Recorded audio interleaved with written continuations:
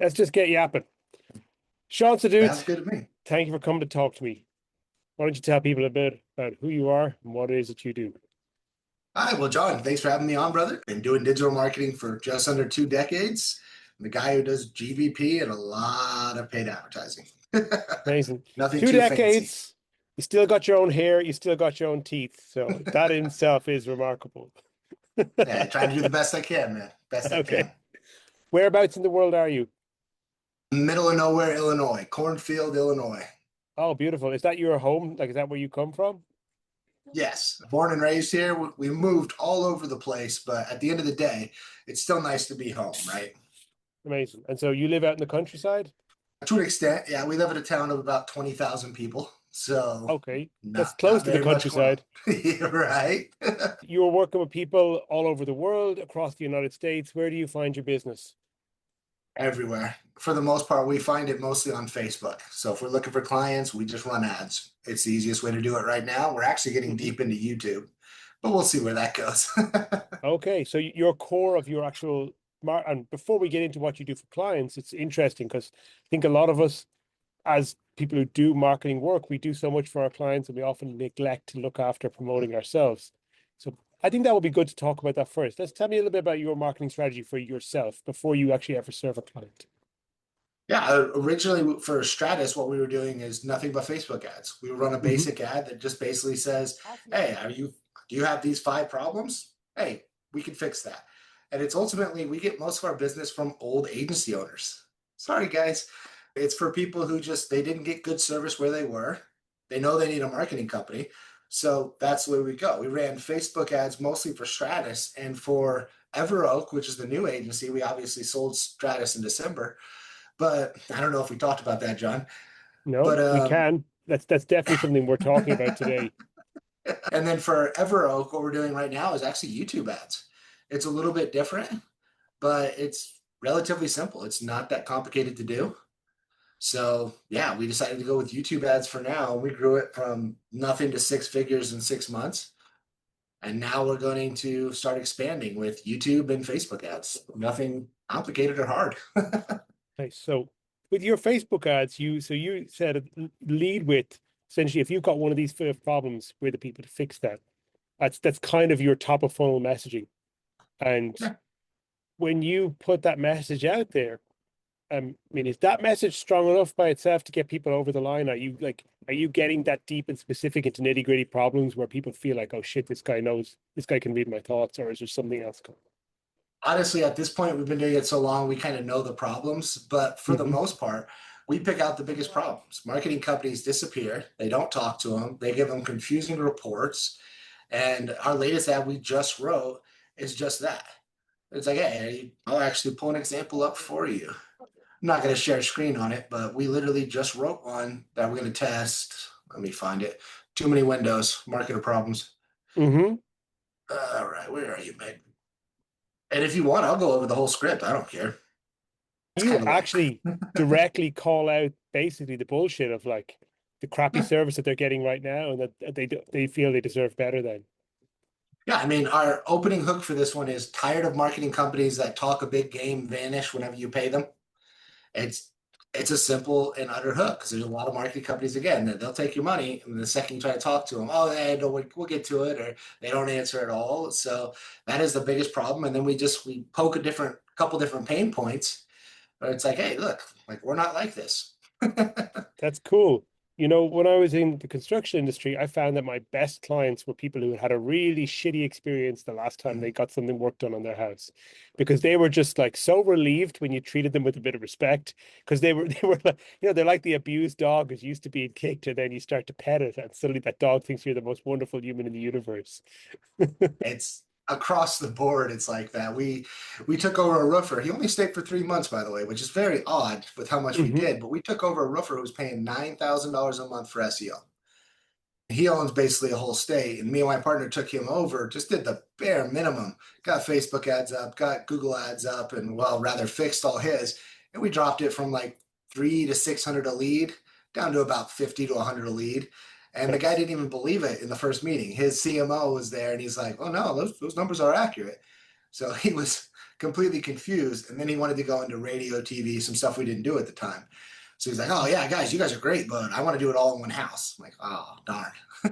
Yeah, that's a very common problem. It's actually a problem I'm facing right now with one client who had like no prior experience with marketing, hired me, we're getting really great results, but unfortunately he doesn't have a frame of reference of crappiness to contrast against. No, I'm not saying we're doing the most amazing job in the world, but he's spent about 4 grand, he's made over 20 already, and he's got a lot more Mhm. pipeline that's already sitting there that he didn't have before now.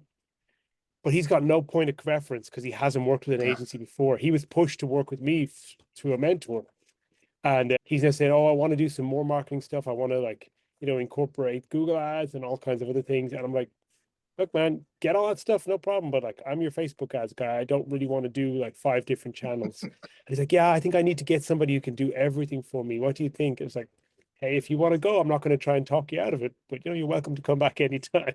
Because I know how this goes, right? They think they want all under one house, but in fact, I've seen the opposite. Like one of my clients, I spent about a year helping him get out from an one size fits all shop and split his marketing up into 4 or 5 different channels, and he's grown so much as a result of that. So it really Uh, depends. it's a very double-edged sword. If you can get all in one house with a great provider, you're golden. But the problem is not many people do one house great. I feel like Yes. that's where the kind of rubber meets the road, if you will, is trying to get everyone into one house that it all kind of works together. Yeah. I think a good agency typically is excellent at 1 or 2 channels, and then the really like the generally like the more like advanced somebody is in their skills and strategy, the deeper they've gone into, like they've gone a mile deep in one area and they've neglected other areas. That's just the nature of expertise, right? Well, you will find some agencies. I do completely agree, by the way, especially for smaller operations. Some of the larger that have 20, 30, 40 people under them, they can Hmm. normally do it pretty well, but those aren't really around very often anymore. Most of them you'll find they outsource 99% of it. And that's where it's like, oh, well, I'm getting crappy results. It's like, yeah, because they're paying $300 for their SEO. Yeah, They that's outsource it that's overseas. That's interesting. That's something I will want to return to talk about in this conversation because it's something I've thought about before about like white labeling and outsourcing. And then there's always the concern about when you do it, you just have this situation where you're accountable for the results because you have the client relationship, Mhm. but you have no control over the quality of the product. And that can be, it doesn't do a lot for your peace of mind. No, and we've probably went through about 40 or 50 different white label agencies, just testing Hmm. everyone on the market over the past, gosh, we've only been working with white label for about 8 or 9 years, but we finally found where we like to stay. But because we don't do everything in-house, we do a couple small things in-house, and the rest is white labeled out to a really large company in this case, but not one of those $150 for SEO companies. We get charged a premium for it, but it's just worth it for the clients because the clients actually see results as opposed to so many others we've used in the past. Yeah, when the guys like price stuff based on cost, they've put themselves in a situation where they literally don't have the number of man hours to be able to do any real research on the individual clients, and as a result, the results tend to be generic, and the marketing and the messaging tends to be generic too. It doesn't have that specificity that you need to make something shine. I completely agree. The time and care isn't there. A lot of people have their cookie cutter. This works for 80, 90%. So we're just going to do this. And if it doesn't work for that client, it's like, oh, well, that's the 10%. And they just churn and burn kind of thing. So you talked about you market yourself through Facebook and YouTube ads, and do you have like, being a marketer with a lot of years of experience, some people might default to thinking that you've got like some 20-step super complex funnel. Is that how it is? No, it's never. Our Facebook strategy is a little advanced. It's a four Hmm. part and it's a little bit more advanced, but at the end of the day, most of our clients come from that middle video. That video where we talk about who we are, what makes us different, and we have a couple slots open. If you sign by the end of the month, hopefully you can get one of the slots. It's We're not running like these super high-end offers that we see a lot of people doing. We found that every time we run really high-end offers, we get the worst clientele. So if the offer is like 50% off for the first 6 months, or if we're doing like cost per lead at X, Y, and Z, and then we have people just criticizing every little nitpicky bit. When we just say we'll get your results guaranteed, it just seems to work. We don't make any guarantees at all, but we basically make people sign a 1 year contract, but we give them a 3 month out. Where within the first 3 months, if they're not happy with us in any way, shape, or form, we go ahead and rip up the contract and move on. It's a simple way to basically get people to trust you and to show them that, Mhm. hey, you are actually the real deal. And then from there, not forcing them to stay with you if they're not happy, kind of thing. Okay, yeah, that's very cool.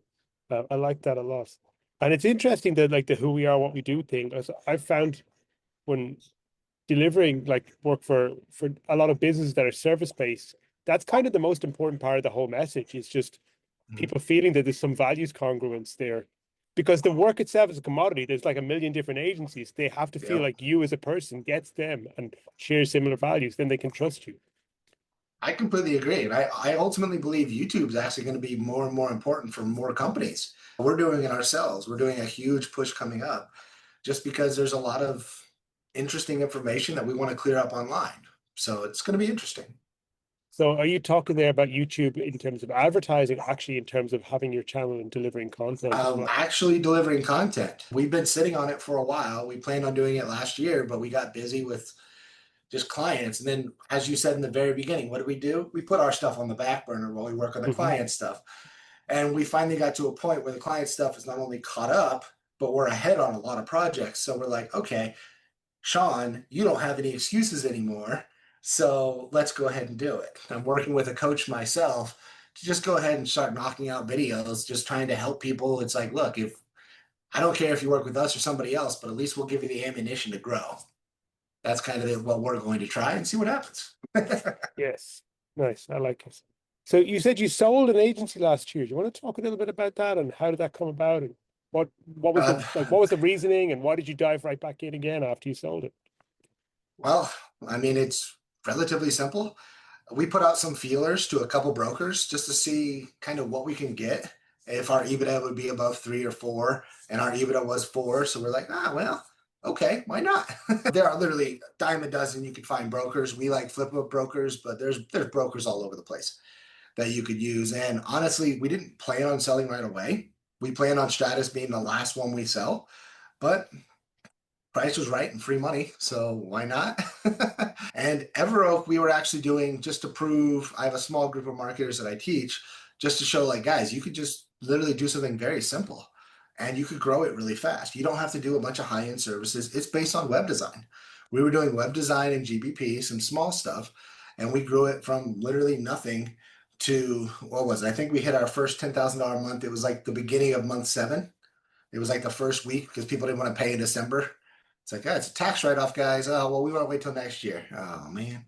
Just to get that last little push above the 10,000 a month. And when we sold Stratus, we're like, all right, well, Stratus is gone. So let's develop Everoak, which we originally, again, was supposed to be nothing but small projects like web design, a little bit of GBP work, and a little bit of branding work, just small stuff. And it just kind of snowballed to, okay, well, this is the only agency we have left.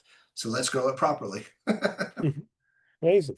So you've almost it's almost been like you said you've got a coaching group, so you kind of built this agency as a kind of live case study while you were teaching people. Mhm. Correct. Just to show people that they need to stop overcomplicating and just do the work for the most part. But we Hmm. started with $100. We didn't start with some like huge budget because everyone always complains if you use any money. So we started with $100, and basically every dime we got, we put back into it. But it has its own Stripe account, its own bank account, and we didn't use anything external. Though we did use Stripe so we could take out the Stripe loans to speed up the process. But Oh, everyone could do amazing. that regardless of credit. So. And I didn't know about that. Maybe is that I'm not sure if well, it depends on where you are as well, I suppose. But do Stripe actually offer financing at this point? Like again, Yes. what do they call that? Working capital, is that what the right description would be? Yeah, I mean, honestly, they're expensive loans, in my opinion. Hmm. But it's not based on your credit, which is why we used it. And to be honest, it kind of hurt me because, like, Capital One would have given me a much better deal. Like, I've been working with Chase and Capital One for a long time. They would have gave me like 3, 4%. Well, actually, nowadays, who knows? Maybe it would have been higher because I'm thinking like 5, 10 years ago since I took out Capital. But with Stripe, it's a little bit more aggressive. It's like that 20%, that 16 to 20%. But Oh, at the same time, everyone could do it. So we built it all around the whole, like, look, I can do it. It's not using my credit, obviously. because the rate's kind of high. But at the end of the day, anyone can do it. Any business owner that's making money and they're showing a growth trend, they'll get offers from Stripe. So it was one of those, we just wanted to show off like, guys, if I can do it with $100 in my pocket in my spare time, you guys can do it too.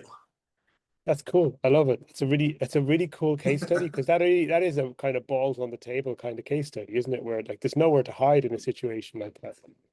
Well, I mean, for the most part, it was fun. It was different. I don't like hopping on that many sales calls, but it wasn't as hard as we thought it would be, especially with the first couple clients, because we expected that to be a really long grind, but we did our research in advance, and the research definitely paid off. So you said you don't like to hop on sales calls, but are sales calls still at the core of your client acquisition strategy, or do you have products and services that people can buy without talking to you? We do have products and services they can buy without talking to us now, especially on the web design side. But for the Hmm. most part, I like to build that trust. It's just part of our white label is they do all the sales. So I know it's completely different for white label for most people, but they do Yeah. all the sales process. So we get them on the call and they do the sales, they do the fulfillment, they do that entire side for the most part. We still have to have a person there. And for now, that's going to be me. And with the YouTube stuff, if we do half decent, it's going to have to be me too on the first call at least. But Hmm. aside from that, it's relatively simple. They take kind of the stress out of it. Nice. Okay. So you mentioned to me, and I think this is kind of how you and I got to know each other, was that you were doing some training calls specifically on the Google Business Profile last year. And then I came along to some of your trainings there. And I think, kind of opened my eyes a bit to how powerful Google Business Profile can be. And since it did that, when I talk to clients or when I talk to business owners, what I do see is that consistently most businesses are unaware of how valuable their Google Business Profile is Mhm. and don't really put much energy into.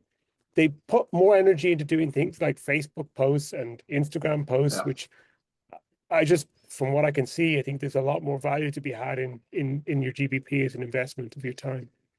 Yeah. I mean, SEO is not dying because that is the most cliche thing. It's been dying since I got into this. Hmm. So every year you seem to get it every few years. It's dead. It's dead. No, it's still working. But SEO in general is kind of going into a direction of AI and maps. And it's been Yeah. going that way for the past like 4 years. But the last like 6 months, it's changed more than ever. But people who made the switch to maps won't even really feel it. The people who are really focused on their Google business profile won't feel it very much. The people that aren't, you can see the hit in the numbers. Because we have a couple that don't have GBPs that are like, well, why is our traffic going down? It's like, well, right now, you'll see the national traffic is drying up a lot because AI is answering the queries that originally we were answering. And local Hmm. traffic's still doing great, don't get me wrong, but we actually got into the GBP stuff because one of my coaches noticed that I was helping, I think at the time it was like 300 something people with GBP. So he's like, hey, can you mind helping the group out? And that's where the course in the group came from. Excellent. Yeah.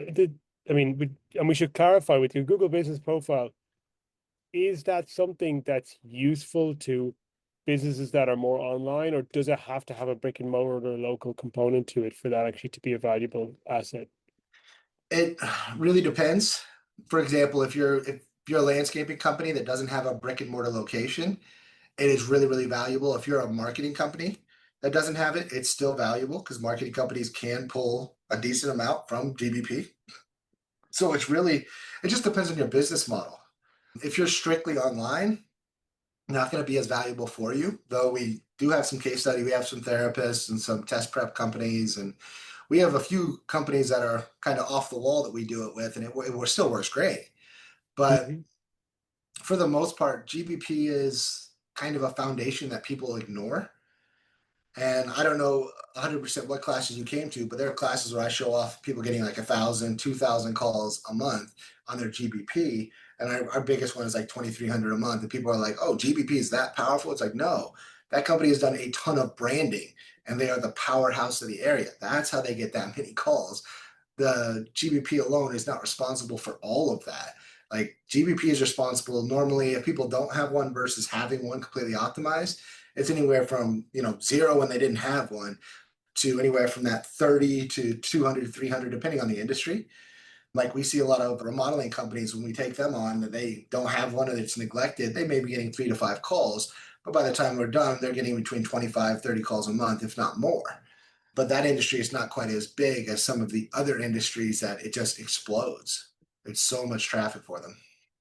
I mean, what sold me on it was just my own behavior as well. It's like coffee cup is ridiculous. It's just one cup, man. I was listening to a podcast about Genghis Khan, the Mongolian, the Mongolian emperor, and he had 4 sons, and the son that was the one that became his eventual heir was known to be a terrible drunkard, and all the family, like this is like 12, what is it, 1200, so 850, 825 years ago. The family, like all the other brothers, the younger princes, wanted to stage an intervention. They were like, "Bro, please stop drinking so much, bro." And he's like, I'll drink 1 cup of ice. He promises, but drink 1 cup of ice. Then he goes and has his people find him the biggest cup they can get and just fill the damn Yeah. thing up so he can keep drinking all night out of 1 cup. I mean, it's only 1 cup of coffee, okay? I wish there Yes. was whiskey in there. That's 1 cup of whiskey. My gosh. But with GBP, I just interrogated my own behavior and it was like, man, whenever I need anything, I'm not going to Yeah. Google. I haven't looked, if I'm sitting at my desktop, maybe I'll search Google. But if I'm on my phone, which I am far more than I'm on my computer, I'm going to go to Maps before I ever go to Google and search for stuff on the map. I mean, maps and people who use Google Safari on their phone, it just that's where you're going to go. But you're going to trust that listing more than you're going to trust the paid ads and more than you're going to trust below it. So right now, people are saying 60 to 70%. I think that's conservative. I think that's Hmm. people really being conservative, not wanting to over exaggerate the amount. But we're seeing clients that are in that 75, 80% plus of all their traffic is coming from GPP. I It's mean, interesting. I'm always just thinking whenever I search, like if I'm looking for a local service, I just want to know who are the three that are closest to me, so I can make a Mhm. decision about which one. Because time, because we all got so much shit to do that, like, you're always looking to save time more than anything else. And I don't think I'm unusual in that regard. And it's like, Not, I don't see how people don't see this, like how important that is. it's a shame that more businesses don't do it, but it is a race to the top three. You don't necessarily need the top one, but the top three is the race. And can you stand out when you get there is the only real factors is how do you treat people? How do you react? And it's simple. It's easy for the most part to do. There's some fancy tricks, don't get me wrong, but at the end of the day, it's relatively simple. So let's talk about that on a very high level. If somebody has their Google business profile, but it's a bit neglected, what could they Mhm. do in maybe, let's say, just in 1 hour, maybe even 1 hour a week, that would actually have them make that better and start to become a real source of inbound inquiries for their business? Do you want to assume that I'm the one doing it or they're the one doing it? Because there's two different paths there. Just want to Ah, clarify before we get. well, I'd say there's somebody who maybe just doesn't necessarily want to hire. Yeah, maybe actually, Okay. well, there's a mix of both people out there, but I guess maybe let's talk about it from the perspective of hiring you as a professional. Like, what would the difference be, and what would be the first 3 things you do to move the needle when Yeah. somebody took you on? Let's talk about the differences. Yeah, that's pretty big. For someone who's doing it themselves, the biggest thing is making sure it's completely filled out, just A to Z, fill out every section, honest to the point, and talk about what you do. So you fill out your services, make sure your description is complete, and every service, talk about it. Google leaves a space there for you to talk about it. Don't waste that because Google will never waste data. So if you're a plumber, don't just put, hey guys, I'm a plumber. It's like, okay, cool. What else do you do? Do you fix drains? Do you do whole home repiping? Do you do list your services and talk about them? And Hmm. that is going to be one of the absolute biggest things right out the gate is list everything you do. It may seem like common sense, but at the end of the day, do you install bathroom sinks? Do you install showers? Do you do again the whole home repiping, which is a huge source of income for people, for plumbers in particular? It's like, do you do all those things? That would be the first thing I do, and then try to get more reviews, especially reviews with pictures if you can get them. It's easy to run a contest. We can talk about that if you want. And then from there, try to get the website to mirror that. And that is going to be the simplest. And for me, that's where I'm going to start is I'm going to mirror the website to the GBP with all the main services they do. And that is honestly, that's going to be the biggest and best start you can do. And then just start growing your name. So you said an hour a week, go to your local chamber of commerce. sign up for it. I don't, I get it. A lot of people don't like to do that, but get a link to your website from there. It's a powerful local signal. Are you on Nextdoor? Are you on Yelp? Are you in all the basic places? You don't have to be paid on those places, but if you search plumber near me in your hometown, and we're gonna stick with plumber, just keep it simple. But if like right now, if I type in plumber near me, what websites show up? And do you have a listing on those websites? Because most of them are going to be the big boys that have huge marketing budgets. Do you show up on there? Because most of them are going to be your Yelp, your Nextdoor, your now I'm going blank on them, your Yellow Pages, your stuff like that. And if they're showing up, spend the time to get a listing there. Most of them are free, so why not? And then all the local. Are you sponsoring the local basketball team? Are you sponsoring the I guess baseball team more of that? Do you work with local bakeries? Do you get as many like local links as you possibly can because they're more powerful and they're relatively simple to get if people are willing to ask. Amazing. You said about mirroring what's on the website to what's on the GPP. So do you mean down to like looking at the website, what are the services that are promoted on the website, what's the language you're using, and just try and keep it as similar as possible? Yes, to an extent. We don't need to be like word for word, but I'll give you a prime example. I worked with a CrossFit gym that if you typed in nutritionist near me, which is one of the services they offered, they didn't Hmm. show up. It was on their GBP. So he kept asking, like, why am I not showing up? You go to the website, it's not mentioned at all. Like nowhere on there is nutritionist mentioned. So why would Google trust that you're a nutritionist? I mean, they did show up. It was like the 17th or 18th position. But when we made a page for it and we talked about it on the homepage, made a page for it, they jumped to number one on like the entire area simply by telling Google, it's like, hey, yeah, we do this. And then we affirm to Google, like people seem to think the website and GBP are separate entities. We tend to think of it as one agency, like one thing. Sorry, not agency, but one thing. So your website and GBP are one entity. That's how we treat it.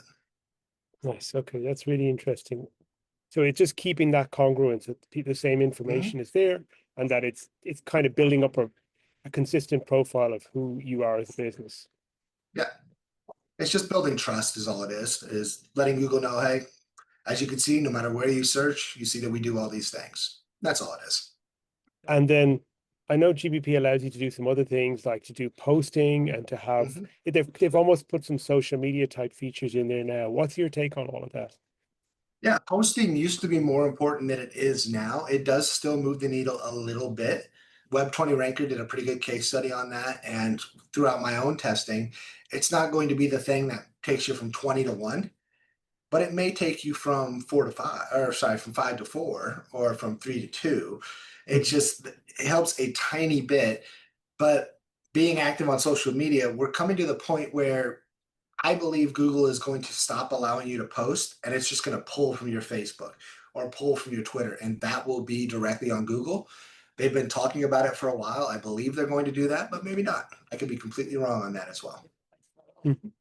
Okay. And then with things like photography and video, do you need to refresh that stuff often, or is it better to actually Yes. just invest in high quality stuff?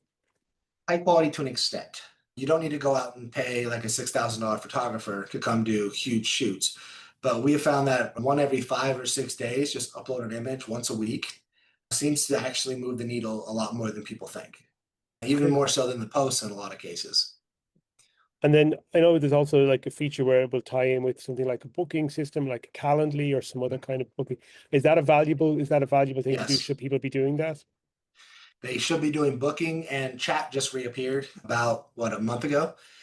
They've been talking about it, and chat is reappearing. So you can put your number on there where they can text you. And we're using bots for it, and it's working great. Where it's ultimately they have call now, they have booking, and chat has returned. So the chat is basically text message, but it has returned. So if you have the ability, use it, use it, So use it. you're plugging in AI to that to allow that to be fulfilled without a human needing to actually look after us. Correct.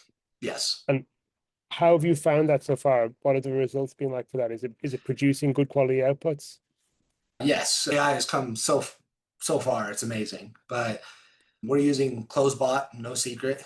Hmm. It's really, really good. You do have to tailor it, tell it what to do, what not to do, warm it up with proper questions. But outside of that, like we have a frequently asked questions section that we upload to all of our close bots where we just sit down with the customer. what do you normally ask, like day to day? And we write down the answers. What's the question? What's the answer? What's the question? What's the answer? We do that, and then we link it to a booking calendar so we can see, like, oh, hey, this broke. Hey, yeah, everyone's out of the office because it's after hours, but we looks like we have a booking at this time. Would that work for you? Oh, Yeah. amazing. So Okay, it's cool. almost it's appointment setting as well. It's actually and plugging Yes, people in.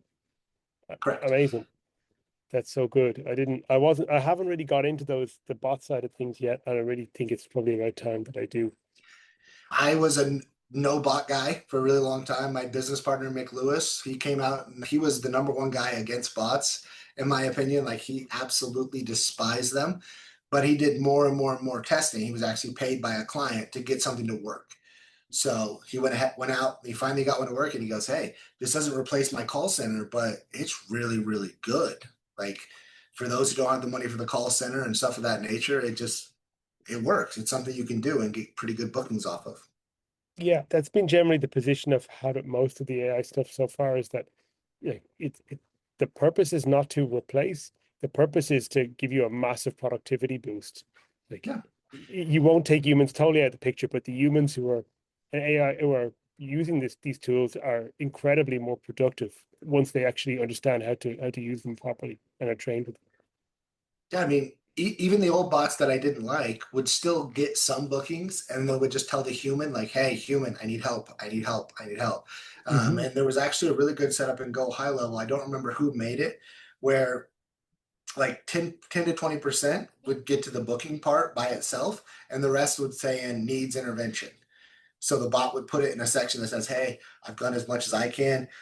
You need to jump in." And anytime something hits that section, it would tell the business owner, like, "Hey, you need to look at this." It's pretty cool. Oh, nice. Yeah, I mean, something that flags a problem or a stuck situation is Mhm. also a good opportunity because how people respond in those moments is also an opportunity to build trust as well. You can build it directly into your pipeline. Mick has a build out for it that if the bot gets stuck or it has something it doesn't know, where it moves into that slot. But I know there was someone who did that before. I just don't remember his name, but yeah. I like to give credit where credit is due because too many people just claim they invented stuff and they did not. So with your current agency, you said your two core services are do the website and and deliver GPP as an ongoing recurring service for them. Is that correct? That's actually that's how to say this. That is our main thing, but it's not at the same time. If you took that Okay. out of the equation, our default offer is decently cheap, but we get them Facebook ads up and going for branding and for sales. And we pitch it as a branding play because at the end of the day, that's what it is. You need to humanize your business for local. And most people still think they're Nike, they think they're Walmart, or they want to act like they are.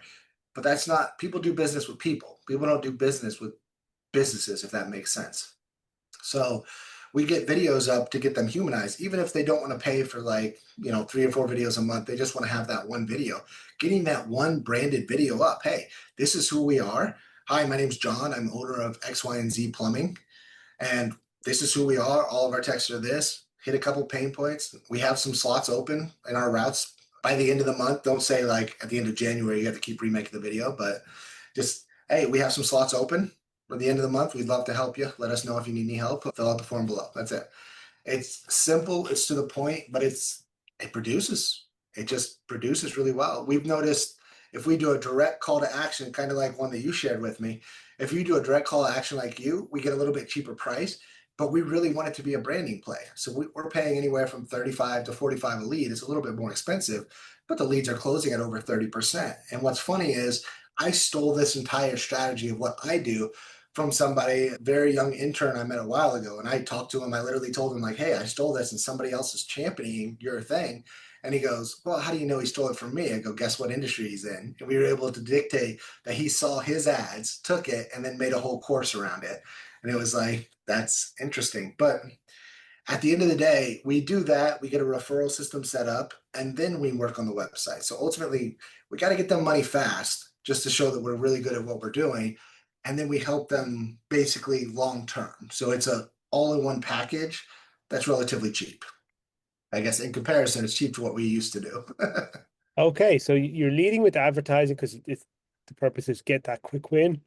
let the person Yeah. get some money come back in the door, and they start to realize, okay, this investment is going to return for me, and they can feel Mhm. comfortable to go to invest a bit more. Correct. And again, if we just did the Facebook ads, like the core of it is Facebook branding ads that also bring in leads. Then we set up a referral system, a review system, so they can start getting more reviews, they can start showing off their work, and they can get more. They can turn one job into two, two jobs into three, three jobs into four. Get that in place because that alone is $1 million company. If they just solve the basic Facebook plus referral system and review system, they get those in place, which is relatively simple. That's $1 million company. It routinely takes people from 30, 40,000 a month to 100,000 a month routinely, just having those systems in place. And then the whole point about the website and the GBP is that's a longer term play because it does take a little bit longer. I don't like that people are like, by the end of the month I can. It's like, well, I can too, but it's not going to stick if I do that. Hmm. Like I can break the rules and push people up there real quick. But the problem is it doesn't stick. Or at least it doesn't stick the way I need it to stick. I need it to stick for years, not stick for 6 months, 7 months. So a little bit of a short term, long term together in a package that basically everyone can afford, kind of thing. Yes. You talked about sort of like Facebook ads and leads and branding, and you mentioned referred to a video I showed you, which was a specific lead generation ad with a pretty direct CTA. And Hmm. it's like I think you and I might as well just talk on camera about it, is like when you're talking about branding, eh, it's a word that people have a lot of very differing understandings of. But from the perspective you're coming from, and I think the perspective I come from as well, it's about letting people see who they're going to be doing business with, Yeah. and basically like two dogs sniffing each other's butts and making sure that they think the smell is acceptable. Yeah. I mean, I literally have books on branding, but over there, I have two books on branding, and in my drawers, I have books on branding. I don't think most people understand branding on a local level. They Hmm. understand branding like, hey, our company colors are blue and red, and here's why those colors are blue and red. And all of our guys carry this polka dot coffee cup, and that's how everyone can know it's us. And at the end of the day, it's like, okay, all that's cool, but why would they do business with that? And that's kind of how we're a little bit different because our branding is not trying to make sure your colors are aligned perfectly or to make sure everyone has the same color coffee cup or anything like that. And that was a conversation we actually had, by the way, which is why I brought it up. Our branding is Yes. more, let's humanize your business and get people to know you. Because Hmm. when they know you, they can get to know, like, and trust you. And at the end of the day, we think that does 10 times more than branding's in the term of colors and themes and things of that nature. Because again, everyone's on cell phones nowadays, right? So everyone's getting all their information from a cell phone. All this pretty stuff that's going on in your website gets lost when it's on a cell phone. And traffic, again, is over 65, 70% cell phones. So why would you spend so much time creating all these graphics and all these fancy things when a basic website is faster and it outperforms them probably 9 out of 10 times?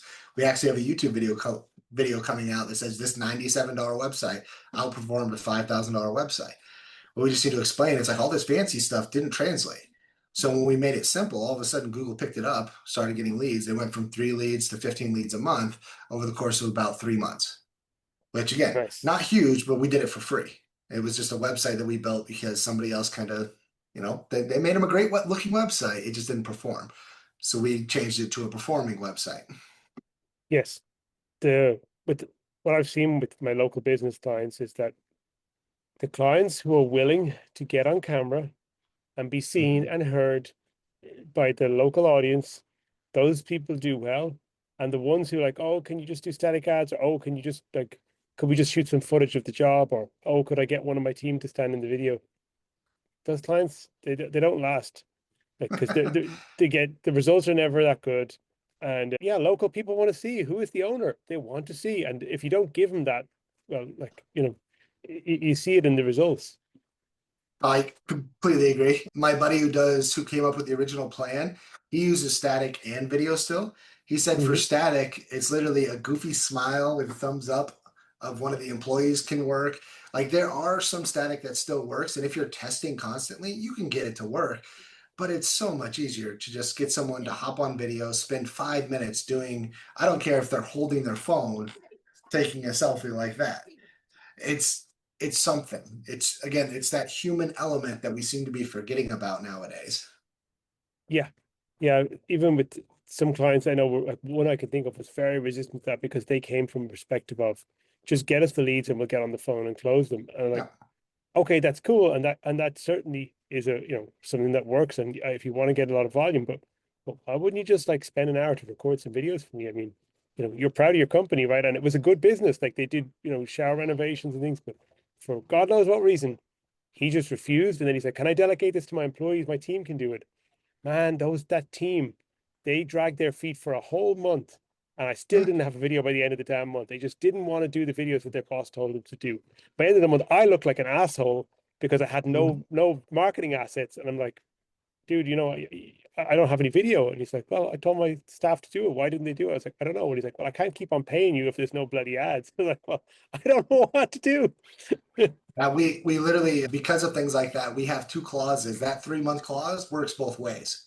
Yeah. So if we don't like them, it gets us out from under a toxic relationship very quickly. And we have something that we didn't make this. I didn't make this up. I don't remember who did. I think it was Joel Kaplan. We have an asshole clause, Hmm. which unfortunately it basically says like, A, don't be mean to me and my staff. Trust me, it doesn't work out for anyone. If you're Hmm. talking to my staff, you're talking to me. And then B, it's like, hey, if we ask you to do something and you don't do it, we're gonna ask like 2 or 3 more times, but that's it. Now it's on you. Like we're not gonna harass you every week because we've already told you what to do. You've already acknowledged you need to do it. If you don't do it, we basically forfeit like, hey, if we told you you're gonna get X, Y, and Z results and you don't do the thing, I don't promise you anything. We'll do the static ads instead, but I'm not promising you the same results that we talked about originally. And Yeah. it's to the point where we've had people say, yeah, they'll do the videos. And month 3 comes around, we've been doing static ads. We're like, yeah, it's good, but it's not as good as it should be. And it's like, yeah, that's why you signed the document. And it's literally a document that, again, we got from somebody else that basically says, hey, we're telling you to do video. You don't want to do it. We'll do static ads, but we don't promise results. Please sign here. Like you're going against Nice. marketing best practices, but sign. They sign it and you move on. But a lot of people, when you send that over, they see that and they're like, oh, I'm going against marketing practices. I should probably just do it. And that's what the letter is for, is just to try to get people to be like, hey, no, I'll do it. Not a problem.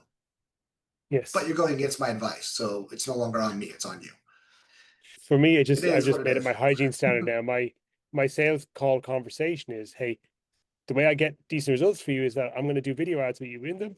And that's the only way I can get results for you. So if you're not prepared to do video ads, probably not worth even continuing this call.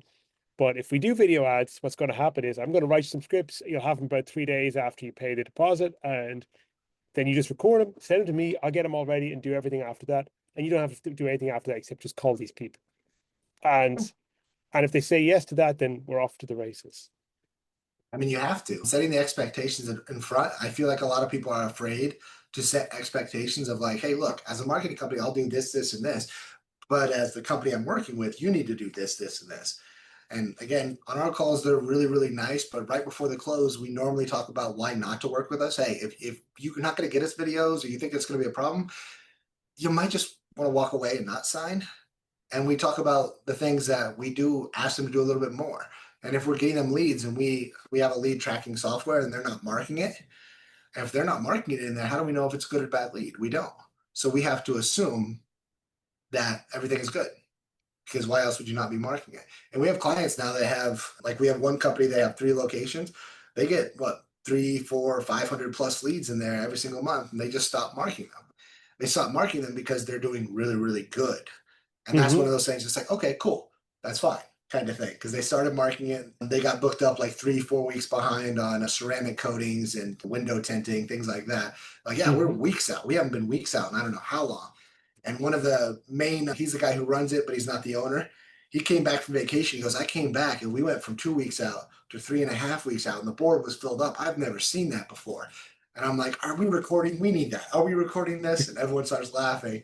But it's like, that was the best testimonial I've ever gotten when it comes to he had true emotion in it, and we didn't even have it recording.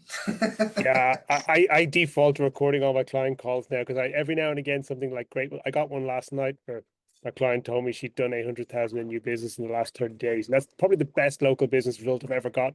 And thank God the automatic recorder's on in the background. I was able to grab it straight away. I mean, 100%. There's a bunch that are like good, and both of them said that they would give us video testimonials, which is like cool, but that emotion won't be there like it was Yeah. organically. And it's that organic. And a buddy of mine does nothing but renos, just renovations, nothing but Facebook ads. He has a call center, and he used to record every call. And I'm like, why do you record every call with your clients if it's just a check in? He goes, oh, I'll show you why. And he has all these recordings where it's like, and the guy goes, yeah, man, I spend like $10,000 a month on, I don't know what he's using. It was like Yelp or something. He goes, and now I'm spending a couple thousand with you, and boom, this guy wants to spend money. Boom, this guy wants to spend money. Like I've never had that before. It's incredible. So many people want to spend money with us, and it was just one of the best like audio recordings I've ever heard, and that's why he does it because Yeah. those Well, one-offs, kind of like you said, always recording. it's just catching people in the moment. It's just so powerful. It's amazing. Mhm. So you've essentially almost in a way you're starting from the beginning again because you sold an agency that you'd run for years last Mhm. year and you've grown a new agent from scratch this year. What is your goal with the current agency? Where do you want to go to? Where do you want to see it going? And what's the plan? About 4 to 5 years, if everything goes as planned, this will be the last sale because that Okay. was the fourth company we've sold. So grow it one last time, sell it, and then soft retire from marketing most likely. I say most likely because time will tell, but Hmm. that is the original plan is a soft retirement, not a full Okay. blown sit at home do nothing, but have more time to fly or have more time to go scuba diving more, just more things of that nature. And again, we're talking about a soft retirement, so there'll still be some working, but Hmm. basically get out of more and more and more of the day to day on everything. So for somebody who is a marketer and has an agency or business in this line, if somebody has a desire like that to grow their business and sell it, I mean, that's something that doesn't happen overnight, right? That, like you said, that's a kind of No. that's a 5 year plan. So how do you sit down and kind of work out that plan and what you need to do to get yourself to where you want to be? I think for those people, they need to look at it as if they were buying a company first and foremost. What needs to be done from that perspective? Because nobody wants to come in and have to run everything, right? So the more you can dictate, kind of the higher the sales price, and the more you can systematize, the better.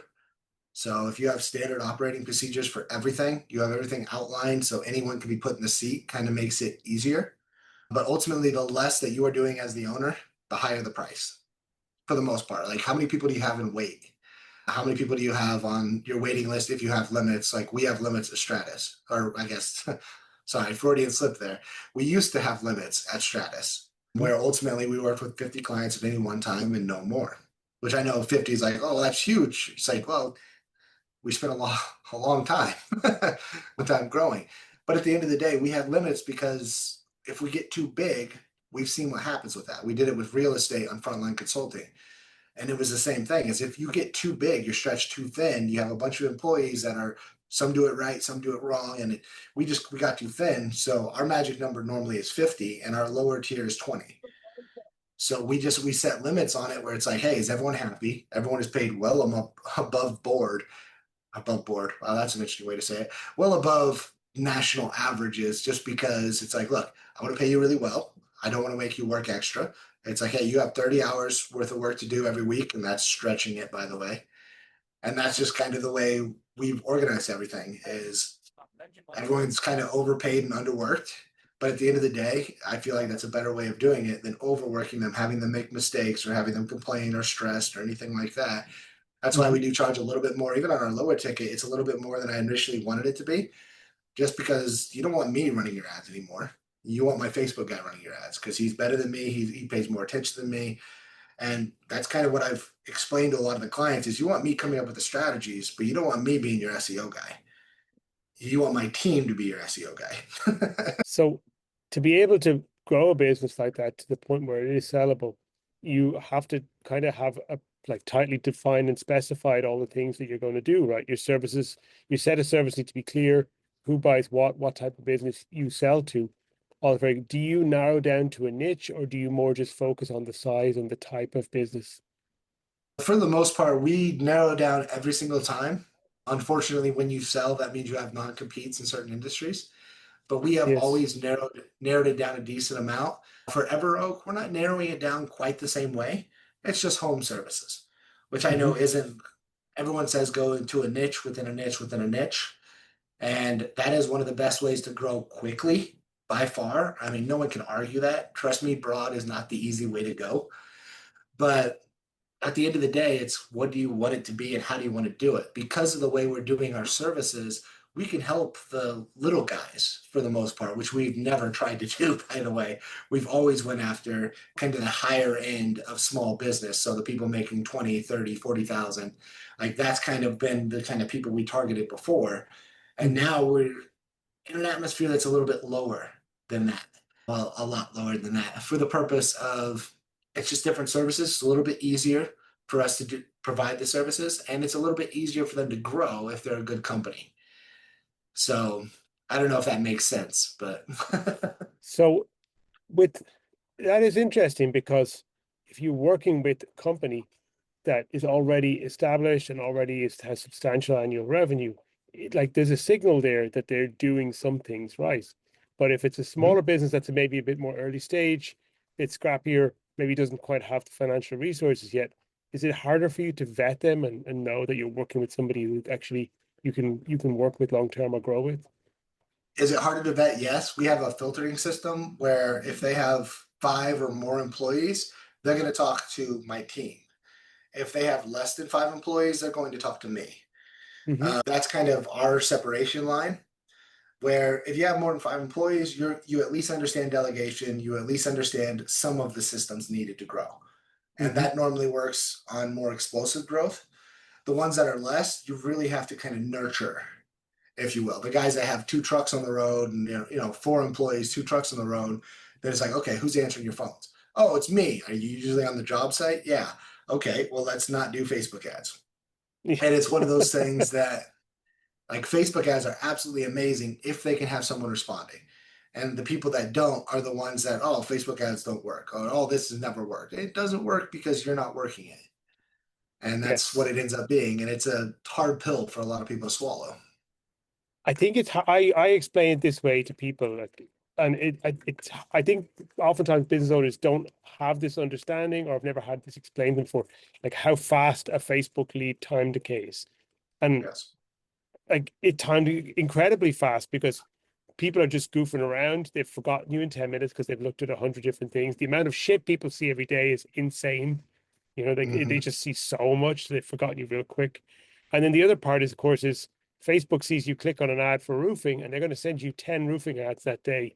And whoever talks to that person first is going to get it because the old human factors inevitably kick in at some point, and whoever talks to the person first is usually going to get their business just by the dumb law of averages. I mean, that's 100%. Google local service ads tried to sell multi leads for Hmm. that exact reason. Is some people are just slow on the uptake, so they would sell it to multiple. They came into some legal issues with that. Don't quote me on that, but I'm pretty sure that's why it went away pretty quickly. But aside from that, it's like it's the same Facebook, exactly like you said. When the lead comes in, that's why so many people use Go High Level and services like that. Is hey, can we touch base right away with the customer, and how fast can we get them on the phone? Ideally, using something like Go High Level. Hey, my name John's on the phone right now, but he'll give you a call in just a second. Something as simple as that gets you that first touch point, and then right afterwards, having a call from that same number. It's either they're going to answer or they're not going to answer. If they're not going to answer, I mean, how many people don't answer a call that they don't know? I mean, a lot of people, Me, right? Yeah. me. If you don't I know don't the want the number, bad news. I just don't want the bad news. that's where that initial text message comes in. Hey, John's on the other phone. He'll be giving you a call here in a second. And a lot of iPhones and some of the newer Androids also do it, where that name is now under that. So when they call, possibly John or Hmm. X, Y, and Z plumbing, whatever it's going to say. And it's just something that really helps out. Amazing. Sean, we've actually hit over an hour without meaning to. So I do want to respect your time. But before you go, I want to ask you one last thing. For somebody who is thinking they would like to get into doing some kind of agency and local business agency, which is what I of all the different things I do, and I work with a range of different business, I work with some online with coaching. I actually do most of the time enjoy the local business side of things more. Where would you suggest somebody who has minimal experience get started and actually starts to find their feet in that space? Honestly, YouTube is a great place to start, but Really? be wary. I think YouTube is a great place to start. You literally have unlimited information at your fingertips. You Mm-hmm. just have to use some common sense. If someone is, I hate to say it, but if someone is 17 years old promising that they've made millions, they probably haven't. And Yes. I actually got duped by one of those recently. A 28-year-old kid was selling this like the lie was so big that I thought there was no way he would lie because it's too big. It's like the Eiffel Tower story. People selling metal from the Eiffel Tower. It was such a big lie that people were like, "There's no way that's a lie." And it's kind of the same thing. But a lot of these younger influencers found out they could make more money selling to marketers than doing it. But there are a ton of people that if you just look into it, say you wanted to do SEO for local businesses, just check it out on YouTube and find out. Like, I don't have any other specific place, and nor do I have an open program for people. Our doors are closed. Mm-hmm. So that is my recommendation is just whatever service you want to do, learn it. And then after you learn it, offer to do it for free. And don't do it for free forever, but like, hey, first month free to practice. And that's a very easy way to do it. And there are companies that'll give you $500, $1,000 to try Facebook. And if you do a good job, they'll pay you after. And after you figure out you can do a good job, then just say, hey, 1 month trial, but you're paying for the trial. And then it's just an evolution from there. Once you get bigger and bigger, ask them, hey, who else do you know needs this service? Do you have anyone else I can talk to? Can you make an introduction? And the same thing I'm telling local businesses, you need referrals right away. That's an easy way to get it. If you're doing a great job for John's Plumbing, for instance, hey, John, do you know anyone else who needs Facebook ads? Anyone in your BNI who needs Facebook ads done for them? I'd love an introduction. Just get some names. Hey, John told me to give you a call and just start the conversation. Sean, really appreciate you taking the time tonight. It's very valuable, very a lot of Pleasure, Don. wisdom here because you know it because you've done it all a bunch of times. I really appreciate it. No bullshit and straight to the point. Thank you so much. Always, brother. Till we talk again. Awesome. See you.